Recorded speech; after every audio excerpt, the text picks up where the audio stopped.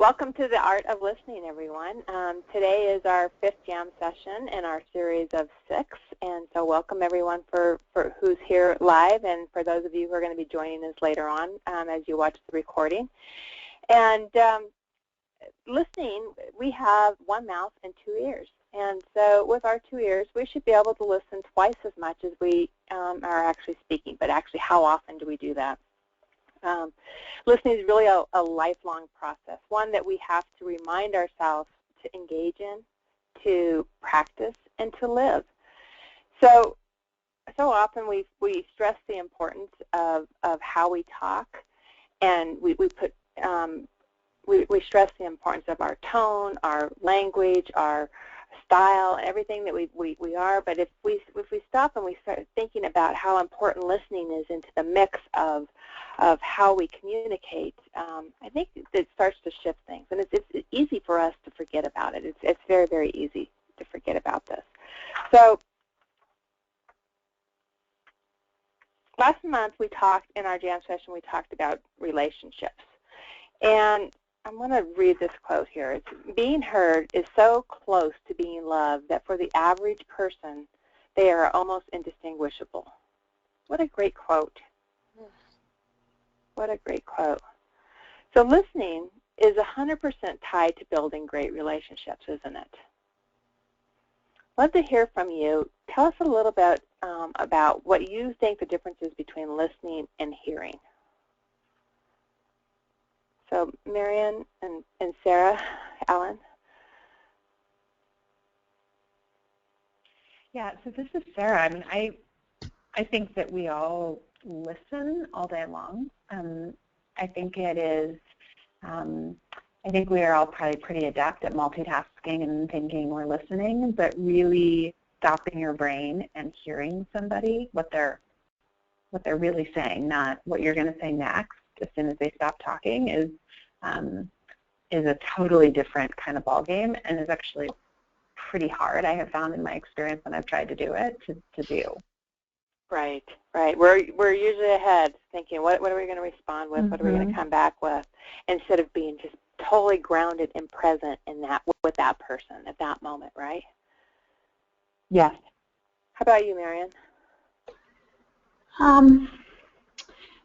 Well, you always learn about active listening, where you get involved and you respond back, and I think that helps keep you engaged and focused on, really listening and not just hearing. I mean, it's even hard on these webinars because you're sitting at your desk, there's all this stuff around, you're listening with one ear and then you're like fiddling around with the other. Right, right. And for us to even get focused in the short amount of time we say, okay, this is what we're going to do, it's difficult sometimes, right? Yeah, agreed. And what about, how does it feel in your body when you're really listening to somebody? I think it feels calmer. Ah. Calmer where and how?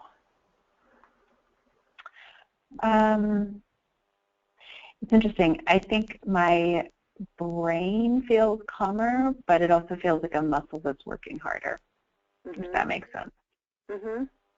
So the muscles are working harder. All across your body? That's a really good question. I would say for me mostly in my head. Okay. So the muscles of your head is what you're thinking. Yeah, my brain's muscles are working. Yeah, yeah. I know when I get very in tune, like if I'm, for example, when I'm working with a client, I get very, very deeply grounded into that story. I'm in a different space with them than I might be talking to a grocery store clerk, right? There's just a different way that I embody listening when I'm deeply engaged with somebody. So something to just kind of pay attention to. I like that. Yeah. And people generally see what they look for, and they hear what they listen for. And I think this is so happen. I mean, how often does this happen? We shape our conversations that we participate around our viewpoint. We're coming to the table with a preconception on something, and so we're already shaping things before we're even starting to take data in, before we're starting to hear.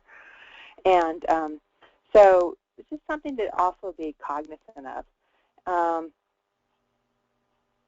And it's our interpretation of any given conversation. If we don't stop and step back into that listening mode, can be forever altered based on those preconceptions that we're bringing into the table to start with.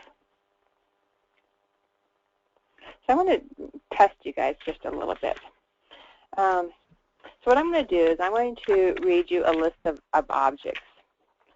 And so just listen to these. Just kind of close your eyes and listen to them for a moment.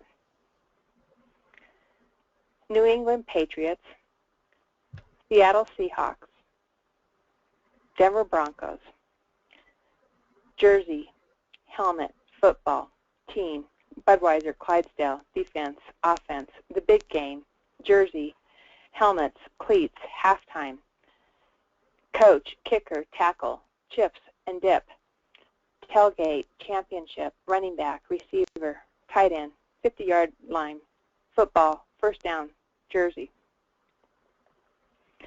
Now, what I want you to do is open your eyes, and for the next 30 seconds, and Sarah, I don't have a watch in here with me. Got it. For the next 30 seconds, I want you to write down as many of the words as you can remember. So go ahead and start.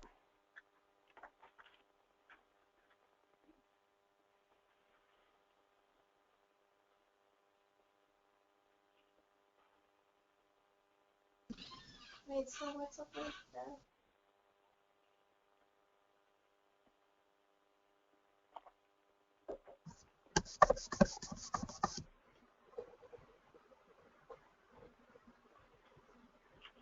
And stop. Okay, so how many words did you get? I got 8. You got 8?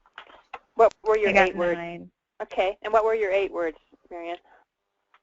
Jersey, helmet, football, Denver Broncos, Seattle Seahawks, New England Pats, touchdown, big game. Okay. Oh. And I think all those words were on the list, so you didn't add any extra words in there, because sometimes that happens, right? Was touchdown on the list?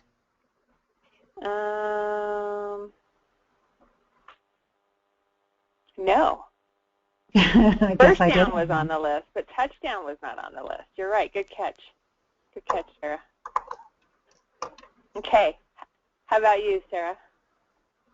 I got 9. I got jersey, Budweiser, offense, defense, tailgate, Patriots, Seahawks, Broncos, helmet. It was the Budweiser Clydesdales. Oh, was it Budweiser, Clydesdale? Okay, I missed that then. Okay. And Susan joined too. I don't know if she. Hey, Susan, are you there? Hi, yeah, and I just got back, so I didn't have a piece of paper or pencil, but in my head I had about 8 or 9. Okay. Okay. And welcome. And I don't know if Debbie knows if she did anything there. She didn't. She's just listening on the backside there. So, okay. So a fun little thing, right? It's fun. It's amazing what we can bring into the mix of a conversation. We're bringing our own perceptions into the mix of things. Let's do another thing. Leadership development. When you hear leadership development, what does that? I mean, this is going to mean different things to different people. So when you think of leadership development, share with us what comes to mind.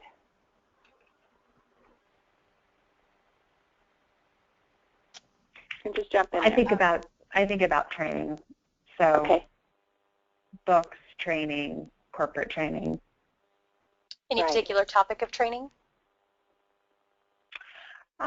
We've been doing a lot of my company culture training, which also kind of goes towards leadership. And define culture, like give us an example. So who are we at work and how do we present at work?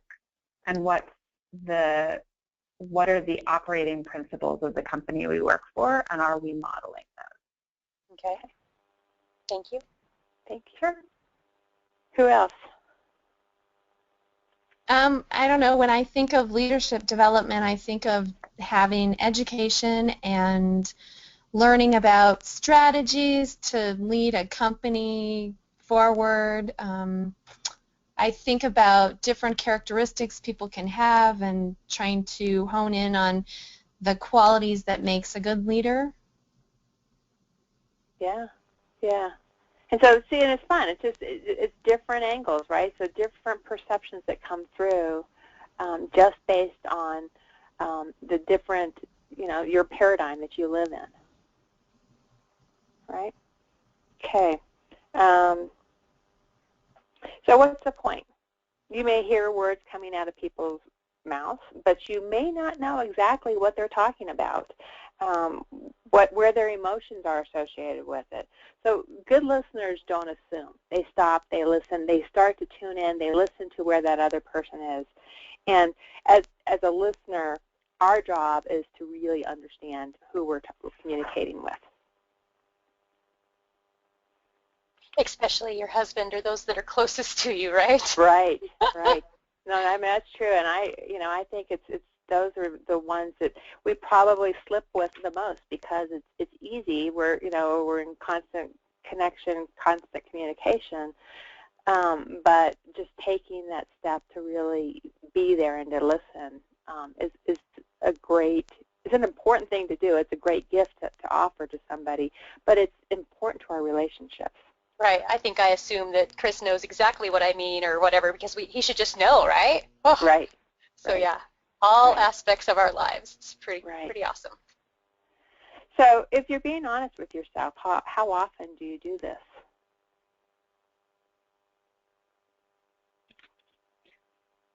%30 of the time. Okay. Way to just put it out there, right? Exactly. Thank you. Yeah, absolutely. I'm not the only one. Yeah. So this is a good place for us. And it's really funny because when we first were building this series of the jam sessions, Sarah and I had a big discussion. We said, is this just too basic? And then we said, you know what, this is not basic. This is some of the most important things that that we can do in our life is really become great listeners. Absolutely. So knowledge speaks, but wisdom listens. That's a good old Jimi Hendrix. Yeah. So nonverbal communications. And for those of you who have had the opportunity to do some of our leadership work with the horses,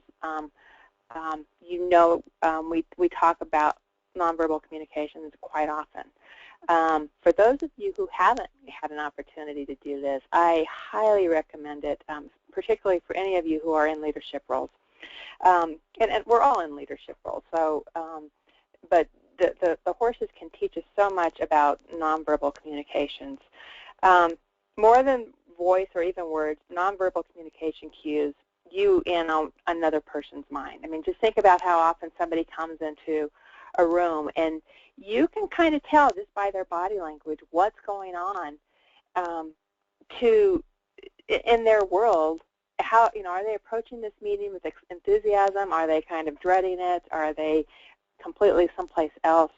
That nonverbal communications, and there's lots of different studies out there. The one I tend to quote most often is the UCLA one that says that 93% of our communication effectiveness is determined by our nonverbal cues, and that the only 7% is what's coming out of our mouth. Now, there's other studies out there that will say different things, but I think this is pretty accurate. So the way you listen, the way you move, the way you look, react, tell people whether or not you care, whether you're engaged, whether you're being truthful, and how well you're really listening. So when your nonverbal signals match what your words are saying, so they're consistent, you're gaining trust, you're gaining clarity, you're gaining rapport with people. It's a good way. But when it's not consistent, when it's off, they're off kilter with each other, you create tension and you create mistrust and you create confusion. So if you want to be a better communicator, it's really important to become more sensitive to your own body language and then and also body language of others, so that you're communicating back and forth and from that perspective. What's the consequence of not observing nonverbal communications? So kids, I think, are a great, they actually tune into our nonverbal communication. And I can think of times with my son where he'd look at me and go, "Mom, what's wrong? What's up with you?" As he was growing up. They could totally tune into that without, being taught how to do that. So it's something that's really inherent with us. I'm going to give you some examples of some people that were having problems with being inconsistent within their nonverbal and their voice. So Jack believes he gets along great with his colleagues at work, but if you were to ask any of them, they would say that Jack is intimidating and is really intense. Rather than just looking at you, he seems to devour you with his eyes. And he takes your hand, he lunges to get it, and he squeezes it, and then it hurts. And Jack is a caring guy who secretly wishes he had more friends, but his nonverbal awkwardness keeps people at a distance and limits his ability to advance at work. So one example, right? Arlene is attractive and no problem meeting eligible men, but she has a difficult time maintaining a relationship longer than a few months. Arlene is funny and interesting, but even though she constantly laughs and smiles, she knows she carries old stories with her. Her shoulders and her eyebrows are noticeably raised, her voice is guarded, and her body stiff. Being around Arlene makes many people feel uncomfortable. Arlene has a lot going for her that is undercut by the emotional walls she puts up. Ted thought he'd found the perfect match when he met Sharon, but Sharon wasn't so sure. Ted is good-looking, he's hardworking, he's a smooth talker, but Ted seemed to care more about his thoughts than Sharon's. When Sharon had something to say, Ted was always ready with wild eyes and rebuttal before she could finish her thought. This made Sharon feel ignored, and soon she started dating other men. Ted loses out at work for the same reason. His inability to listen to others makes him unpopular with many of the people he most admires. These smart, well-intentioned people struggle in their attempt to connect with others. The sad thing is they're unaware of the nonverbal messages that they communicate. If you want to communicate effectively, avoid misunderstandings, and enjoy solid, trusting relationships, both socially and professionally, it's important to understand how to use and interpret nonverbal signals. So how many of you can think of people, just in your life that are just completely unaware of how their nonverbal communication is showing up? And you don't have to answer that. I just want you to think about it. And, think about, are there times in your life where you might not be tuning into what, you're not being consistent, you're not being authentic to your emotions and your feelings, but you're showing up kind of out of sync with that. So just be cognizant of that. Absolutely.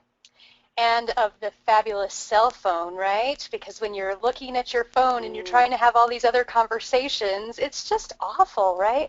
And I think I'm really great at communicating. Sometimes, like, I'm talking to my husband, the kids are doing something, and I'm just lost in Facebook or email or whatever. It's like, oh, we've got to slow down, right? And just catch ourselves. It's that moment of noticing, okay, I need to shift, move deeper into this listening that really helps us. And I just love this little guy here. It's just like children. Emotions heal when they are heard and when they're validated, right? And this next piece is so very critical, and it is all about the emotion or the empathy, right? Those E words, and if you're truly going to say that, heck yes, I'm a fantastic freaking listener, empathy is your best friend, right? Empathy is when you can truly connect with the emotion that that person is having, whether it's happiness or sadness or they're conflicted or whatever it is. It's about seeing what that other person is saying, right? And you know this. It's really hearing with the ears of another person, right? Getting yourself as close to their position as you possibly can and really feeling with their heart. You know, empathy to me is a lot like compassion. And if you're a great listener, you're definitely going to be showing up in a space that you're like, yeah, I totally care. And I'm telling you this, I'm not just assuming that you know this, I'm going to actually use an empathic listening phrase or statement to tell you that I am listening and I feel you. And people are going to say, oh my gosh, this is different because you're not just sucked into another world. You're not just seeing things in an autobiographical way, saying, well, if I were in this situation, then I would feel this way, or giving people all of these suggestions. It's truly just dropping down, being in this space. So on the next slide, there are 3 options for empathic listening, and I'll bet that each one of you on the line uses something like this when you're being a rock star listener, right? And these are just ways that help us identify the things that you're feeling and the emotion that's tied with it. And if as a listener I can just put that back into your lap and say, all right, I've been listening to you. And I know it's frustrating when there doesn't seem to be a clear path forward, right? You're excited because you've got a whole new frontier that's ahead of you, and the possibilities seem unlimited, right? Maybe it's the third one. The fact that your boss keeps looking you over for promotion makes you feel like you're not valued at work. Right? It's taking these simple phrases and then just filling in the pieces. Now, how often do you really do this, right? It's so, I think, easy to skip, especially when you've got really tight emotions or, relationships with people. It's like, I don't need to do that. But I'd say that those are the relationships that probably need it most. And so this is a really big mistake to skip if the emotions are really, really high. So let's look at a couple of other examples with this empathic listening. It's all about, again, the emotion that they're feeling and then the reason or the content behind that. And it works with all 3 of those options, right? And so the next slide, it's frustrating when your plans didn't work out. You're anxious. That's an emotion, right? Because you're going on a new adventure, right? The fact that you don't know what's next makes you feel uneasy, right? Whatever that is, plug it in. It's as simple as that. Write down the one that you think you could see yourself using or the one that you do use. Right? Maybe even put it on that sticky note and stick it up on your desk and say, okay, I'm having some coaching with my employee this afternoon. And I'm going to make sure that I use at least a couple of these empathic listening responses so that they know that I truly am here, right? Because you know that you're a caring person. You know that you're warm and that you really want to be connected. This is just one way to really put it out there and show it, right? Now, a couple of things to realize is that empathic listening sounds like, the emotion and the content, but a lot of people think that empathic listening is like agreeing with somebody. It's like, oh yeah, I would totally feel uneasy too if that were my situation. That's not empathic listening. That's agreeing with somebody. And that's too early in the conversation, right? Disagreeing. No, I think that you shouldn't have done it that way. I don't agree. That's not empathic listening. Right? Making a judgment, oh, you were totally right in doing it that way.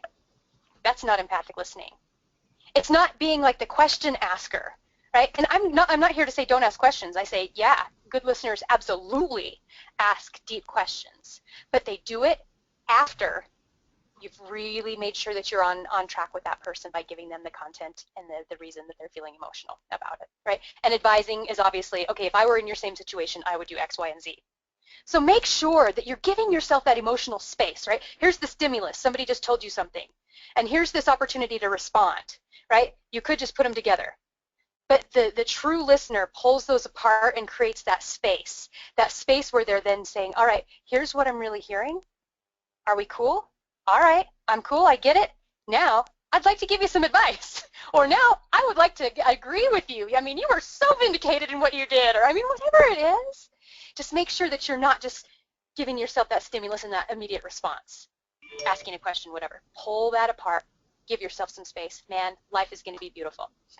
And right? when you think about that being just embodying, taking that, you're embodying yourself in their emotion. You're giving them space for it. So you don't have to add in these extra pieces when you're being an empathetic listener. Right. And remember, I think before, maybe it was the jam prior where we were talking about relationships, it was like with people, slow is fast and fast is slow. Mm-hmm. Mm-hmm. Right? This Absolutely. is slow. And just think about your body when you give yourself that chance to check in and say, okay, am I seriously being a good listener? I need to get some validation back from this person. So, man, you just poured your heart out to me, and I'm feeling like you know, you have so many options. Oh, yeah, that's good. Man, it gives you some like props, basically. It's like, I was listening. Yeah, you can feel good about it. They feel good about it. Your body's on fire, and then you can move forward. So it feels so good when you hit the nail on the head and you're like, yeah, I was there. Anyway, what are your guys' thoughts? How many of you are using empathic listening? Is this like old news? You're like, yeah, or how's this landing on you? I think this is really interesting. My husband actually did a whole course through his professional development about active listening, and came back and was like, okay, 1, I need to be doing this with my clients, but 2, I really need you to be doing this with me. And so he has been very intentional about changing, and so it's changed how we talk to one another, and he will definitely call me out if I'm not. So I'm pretty familiar with how genuinely different it is to listen like what you guys are talking about versus what I think of as kind of standard operating procedure, going through a day, Right. checking in, listening, thinking you're listening. It's hard. It takes a lot of work to actively listen. Yeah. How? And you said it changed things. How has it changed things from a relationship perspective? Oh, boy, it's just massive. I mean, you guys had a couple slides earlier on about like emotions heal when they're heard and validated. That's a really big one. So listening to actually hear what they're saying instead of going into, I mean, particularly in relationships, right? Actually hearing what they're saying instead of, you're saying something that's making me feel bad, and now I'm going to respond to how I'm feeling about what you're talking to me about. That's a big one. Yep. Not jumping to advising, because the other thing I think that can happen often in relationships is, let's say I come home and I've had a bad day at work, and I'm talking about the bad day at work, and the classic, right, is your husband goes into problem-solving mode, and Right. You're thinking, no, but you're not hearing that I don't want to solve the problem. Maybe I don't ever want to solve the problem. Maybe I just want to bitch because I actually just need to be heard that I had a hard day. Or, you know, I mean, that's like a classic one that I certainly have heard amongst my girlfriends as well. So, yeah, this really resonates. But it's why I kind of went out and said, and honestly, I think 30% is generous. When I am truly, I'm doing air quotes so no one can see, actively listening, that is hard. Like, that is hard. That is a muscle that I need to work intentionally, and I would love to think that I do it really well 30% of the time. I hope I do, but that's probably even that's a stretch. Oh, well, how cool is it that, I mean, he's had this kind of conversation happening at work, you're having this conversation, you're making it like, you know, a part of that muscle of your relationship. I think that's such a beautiful, beautiful thing. So thank you for sharing. Yeah, and it's that lifelong learning piece, right? We're always adding to this and keep practicing, and just the awareness of where we are, how we are showing up, and continuing to add these kinds of things into, oh yeah, how would this shift things for me? Right. And even also just that awareness of, okay, and I look at this list of empathic listening is not, like, what's the thing that I tend to do? So that you can be really aware of that. Like, I know that I am awful at being autobiographical. It's like, oh, you had that situation? Oh, I had the same situation, but just a little bit different. Let me tell you all about my experience. It's like, that's not what it was about. You know, it's about this person. So give yourself that moment to kind of check in and say, all right, which one is it that I might do? All right, I'm going to just notice that and kind of let go of it. I'm going to not do that anymore. I'm going to try not to do that anymore. 30% of the time, 40% of the time, whatever, because I think that can definitely go a long way. You know, if I could, go ahead. Yes. Just to jump in, I think the autobiographical, and I just made a note about that, is such a good word, and I think that's so true. And I have noticed that I think it's a way that women in particular tend to make friendships and continue friendships, is sort of like, oh yeah, that happened to me too, and here's my story, and now you tell me your story. But I have found that when I go into that space, when I'm when I have, for instance, my husband is really hoping I'm going to actively listen, things get derailed really quickly. So thanks for that example. I wrote down autobiographical. That's really true. You bet. And I definitely think there's a time and a place for that, right? And I think it definitely brings connection. It's just about, okay, at what point in the conversation does it make sense to then take it down that path? Have I totally, let that person know that I heard them, and then now it's my turn, or not? Because, I'll just jump right in, don't care. So I'm glad that you like that term, and it resonates with me too. And yeah, let's look at this next slide.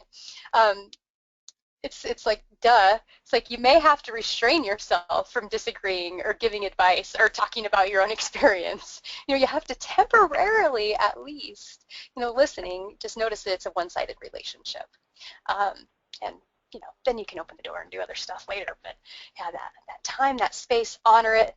Then you can move on. So this next one I think stole from Pinterest because I just loved it, and it was like, all right, in this kind of listening relationship, when is it time to talk, right? And if I am going to talk, can I run it through this little, think checklist? Checklists for me rock for some reason, right? Is it true? Is this going to be helpful?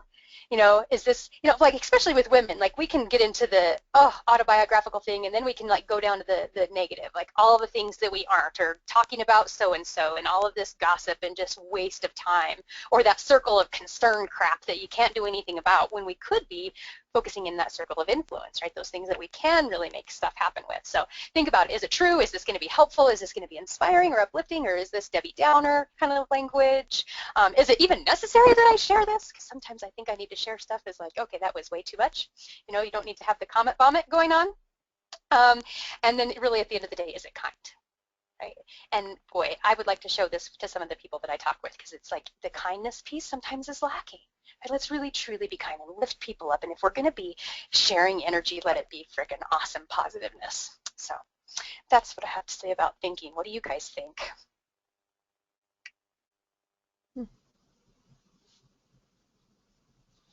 Should we post these across the country? Right? Think before you speak.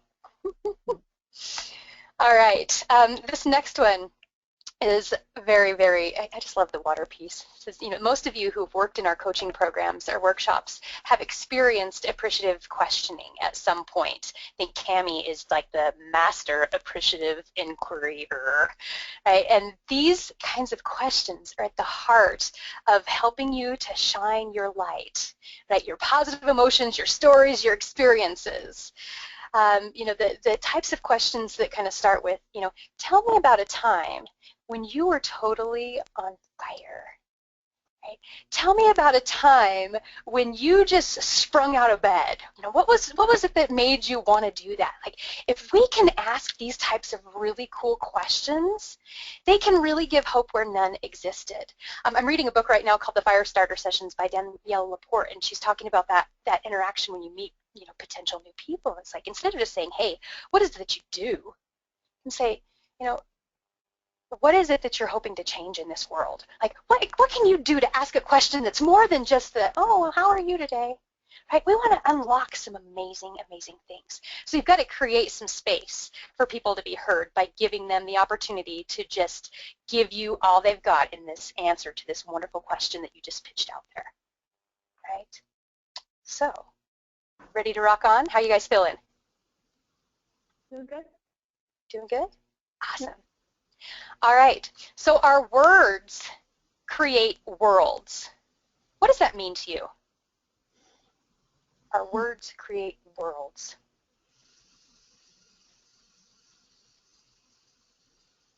Anybody feel so bold to answer that?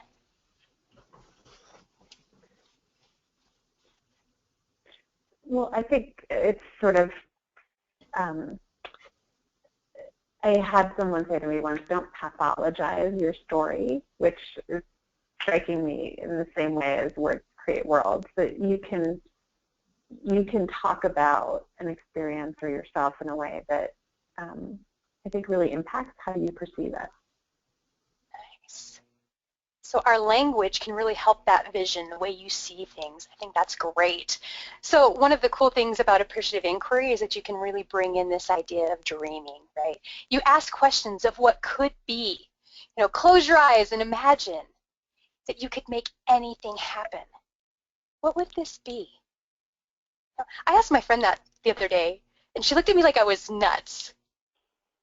And then she said that, she's like, you know what, that's a really good question, and I don't know how I would answer it. And so you know what my response was?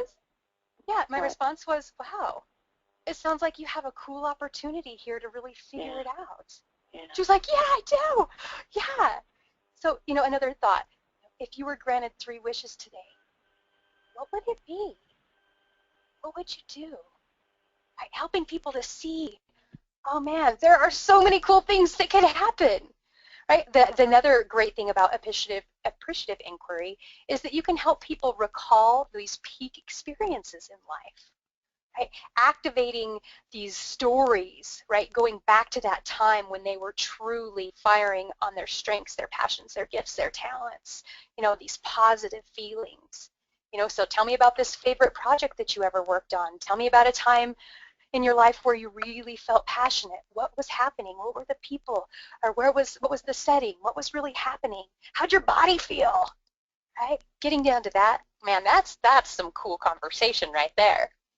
Right? And at the end of the day, appreciative inquiry is all about being unconditionally positive, creating hope where none existed. Right?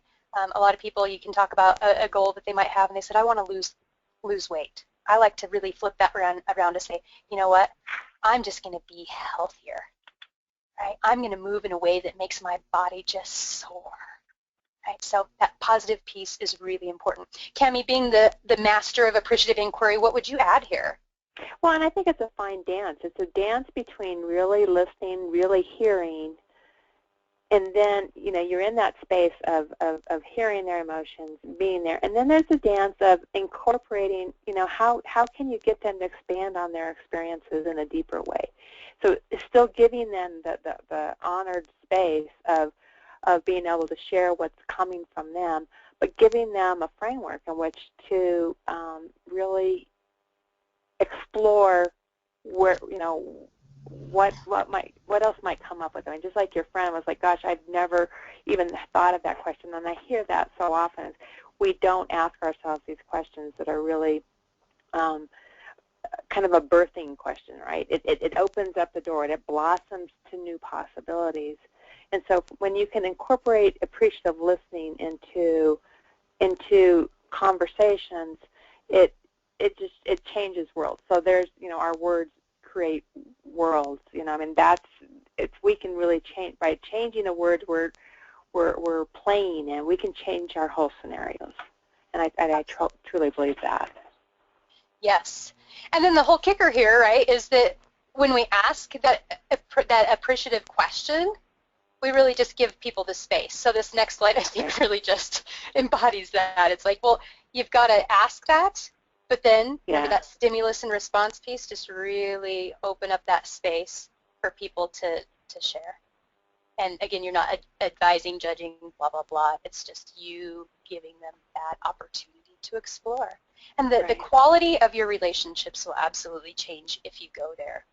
And this next slide, I think, really speaks to this, is that the quieter you become, the more you can hear, right?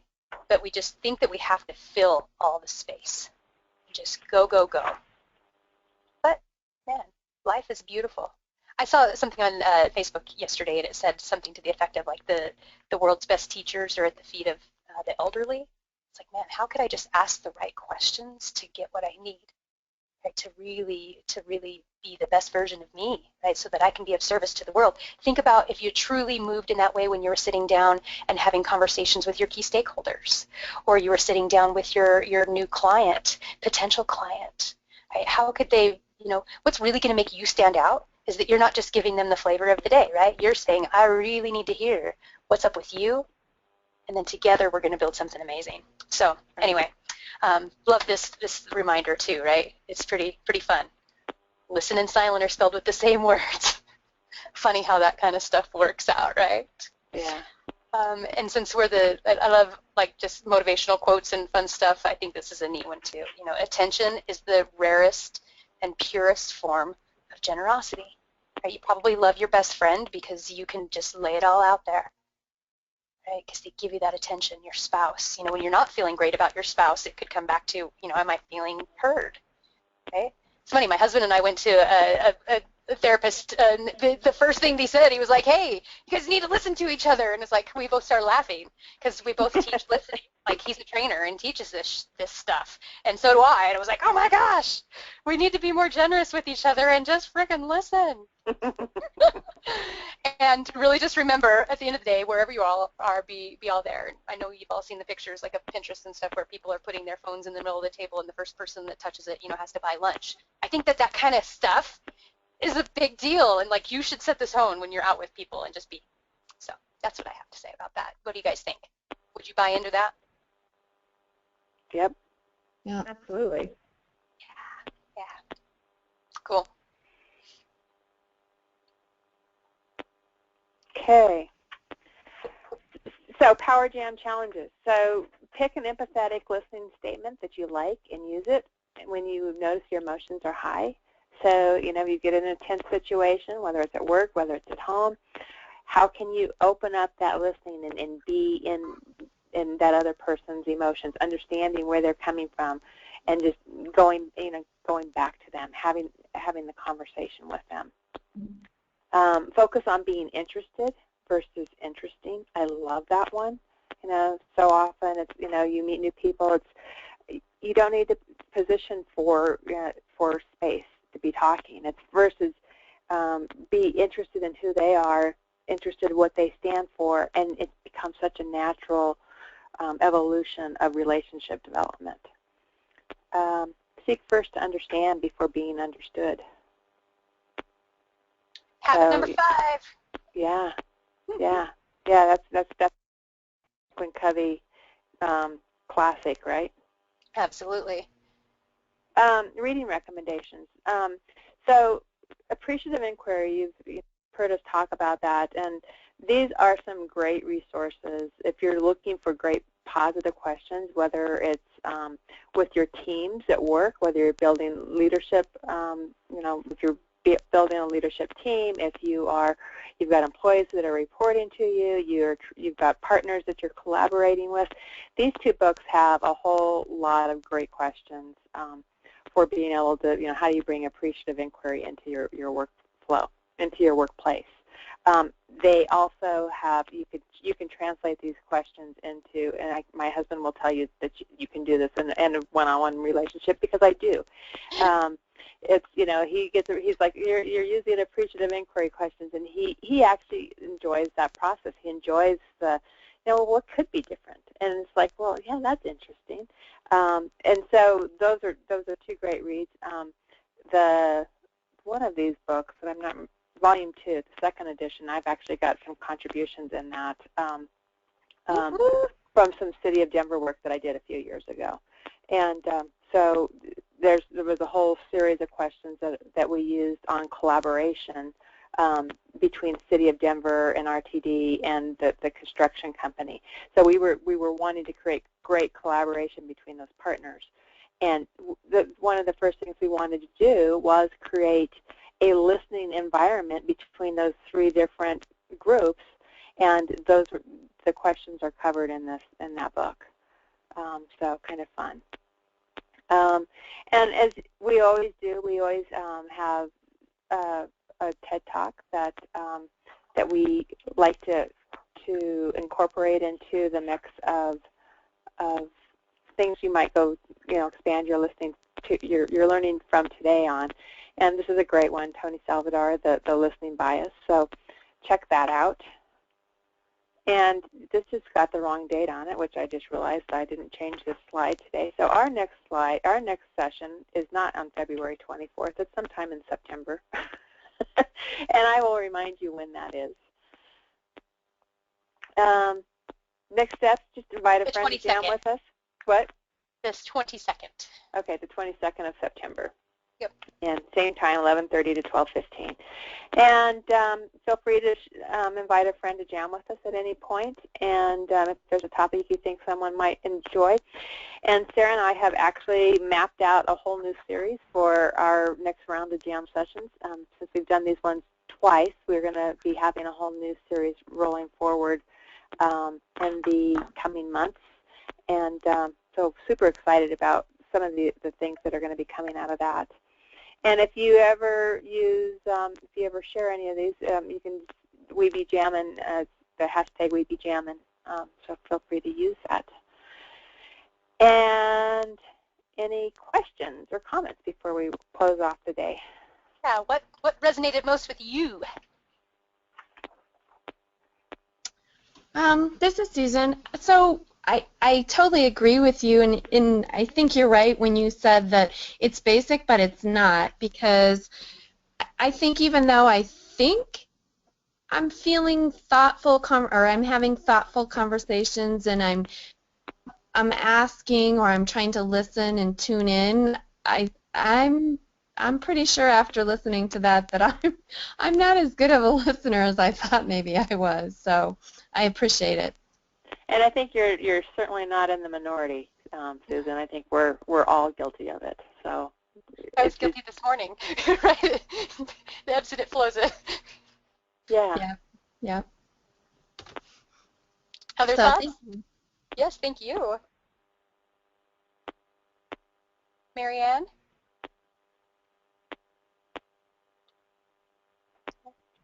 She's got her hand up for some reason. Huh. Okay. She's muted? Hey. Oh. She might be. She's muted. Okay. Anybody? Anything else from you, Sarah? No, I just want to thank you. This was great. Awesome. Okay, guys. Well, thank you so much, and we will be talking to you all soon, I'm sure. And have an awesome week. Thank you.